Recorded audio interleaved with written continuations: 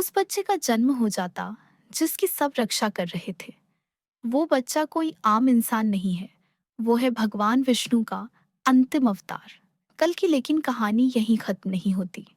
अश्वत्थामा उस बच्चे को एक सुरक्षित जगह पर ले जाता है। सालों तक उसकी परवरिश करते हैं, उसे अस्त्र शस्त्र ध्यान और धर्म की शिक्षा देते हैं। बच्चे का नाम रखा गया है अनंत। वो बचपन से ही अलग था। जब वो रोता बारिश होती, जब वो शांत होता हवा भी रुक जाती। अश्वत्थामा जानते थे यही कल की है, पर अभी समय नहीं आया। दूसरी ओर भैरव यानी कि प्रभास अब बदल गया है। पहले तो वो सिर्फ पैसे के लिए लड़ता था, अब उसे खुद की तलाश है। मैं कौन हूँ, किसके लिए लड़ रहा हूँ? उसे सपने आते हैं, कर्ण की, महाभारत की, श्री कृष्ण की।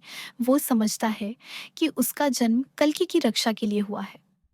अब भैरव कल्कि के साथ है, एक योद्धा, एक बड़ा भाई और एक रक्षक बनकर अब आता है। असली खतरा यास्किन यानी कि कमल हसन। पहले वो सिर्फ मशीनों का राजा था, अब वो बन गया है अंधकार का देवता। उसका मकसद है कल्कि को पैदा ही ना होने देना, लेकिन उसे पता नहीं कि उसको मारने वाले का जन्म हो चुका है। अब तो अधर्म का अंत होगा एक दिन। यास्किन की सेना अनंत पर हमला करती है। अश्वत्थाम और भैरव उसे बचाने की कोशिश करते हैं, पर अनंत के अंदर की शक्ति जाग जाती है। उसके शरीर से रोशनी निकलती है, उसकी आंखें जल उठती हैं और हाथ में प्रकट होती है एक दिव्य तलवार।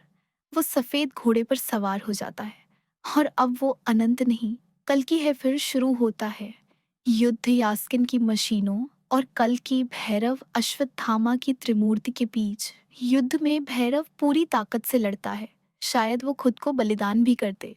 अश्वत्थामा अपने हजारों साल की तपस्या को अंतिम बार उपयोग करते हैं और कल की यास्किन का अंत करता है। तलवार से नहीं, बल्कि धर्म की शक्ति से। युद्ध के बाद दुनिया फिर से शांत होती है। लोगों को पानी, भोजन और जीवन वापस मिलता है। फिर कल की कहीं चला जाता है, पर लोग मानते हैं वो हर आत्मा में समा गया है। जब भी अधर्म बढ़ेगा, जब भी लोग डरेंगे, कल की फिर आएगा एंड लाइन। तो दोस्तों, आपको क्या लगता है कल की दो की कहानी ऐसी ही होगी? तो क्या आप देखना चाहेंगे ये युग बदलती कहानी? कमेंट में अपने विचार जरूर शेयर करें और ये भी बताइए कि क्या आप भी कल की के युग का इंतजार कर रहे हैं। चैनल को सब्सक्राइब करिए। धन्यवाद।